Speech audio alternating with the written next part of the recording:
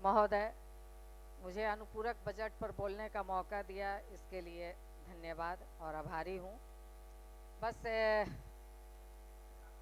मैं शुरुआत करती हूँ। लोग टूट जाते हैं एक घर बनाने में, तुझे तरस नहीं आती आसियाना उजाड़ने में, बस्तियां उजाड़ने में। तो जी, लोग टूट जाते हैं एक घर बनाने में, तुझे तरस नहीं आती बस्तियां उजाड़ने में। तो यहाँ से मैं शुरू करती हूँ। और महोदय, ये जो अनुपूरक बजट है, इस बजट में हम जो देख पा रहे हैं कि शिक्षा में आपने बजट दिया है, और पहले भी बजट शिक्षा में बहुत ज़्यादा था। मगर हम अगर पटना विश्वविद्यालय का बजट देखते हैं तो 100 करोड़ का अनुदान सरकार दे रही है, मगर उनके घाटे का यदि हम देखें तो 525 करोड़ रुपये वो घाटे के बजट में है। तो हम कैसा दे रहे हैं और कैसा बना रहे हैं, जरा इस पर भी हम लोगों को सोचना चाहिए। समय बहुत कम है, इसलिए मैं बहुत विस्तार में नहीं जाऊंगी। और इसके साथ ही यदि हेल्थ के बजट में हम जाते हैं तो हेल्थ का बजट शिक्षा के बजट के बाद हेल्थ का बजट आता है, और हेल्थ में हम देख रहे हैं कि आप कहाँ खर्च कर रहे हैं। अनुपूरक भी आपको इतना चाहिए, मगर जो सबसे जमीनी इकाई की महिला काम करिए, बहुत महिला पे चर्चा हो रही है महोदय, मगर जो सबसे हेल्थ में काम करने वाली रीढ़ है आशा कार्यकर्ता, उसको 4 महीने से कोई उसको पेमेंट नहीं मिला है। आप समझ लीजिए, जो जिसको 5,000 10,000 रुपया, 10,000 भी नहीं मिलता है, और वो आपके हेल्थ के एक एक योजना को जमीन पर लेकर के जाती है।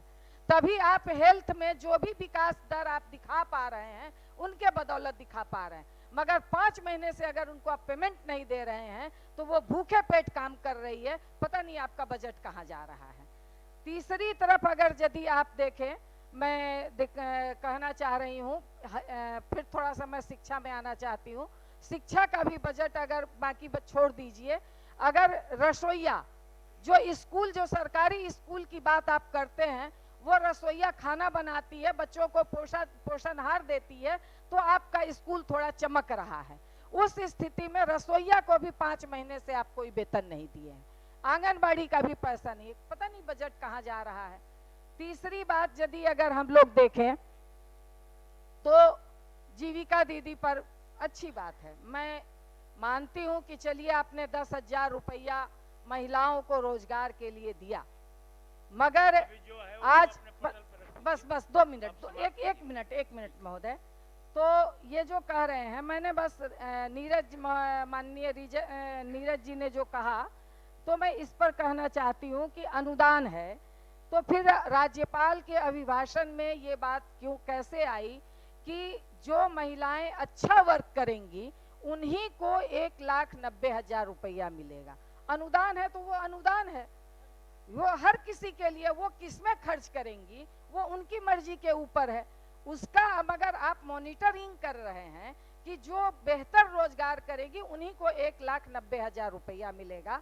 तो महोदय, मैं यहाँ से ये इस अनुपूरक बजट, जो इतना बड़ा बजट है, मैं ये कहना चाहती हूँ कि उन तमाम जीविका दीदियों को आप 1,90,000 दीजिए, जिससे कि महिलाएं सचमुच में सशक्त हों।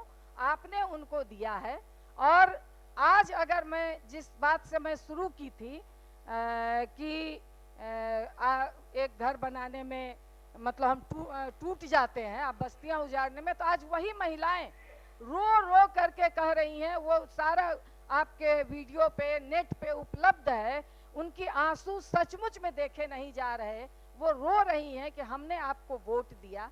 सरकार को बनाने में निश्चित तौर पर नीरज जी की बात ये 100% सही है कि महिलाओं ने ऐतिहासिक रूप से इस सरकार को बनाने में अपनी भूमिका अदा की है, मगर आज वो महिलाएं रो रही हैं, उनका आशियाना उजड़ रहा है, उनकी बेटी की शादी के लिए वो तरस रही हैं।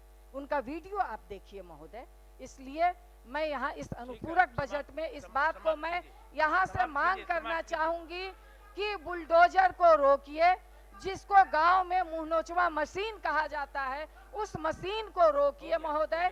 इसी बात के साथ मैं अनुपूरक बजट में कटौती का प्रस्ताव करती हूं, मैं उसका विरोध करती हूं। धन्यवाद।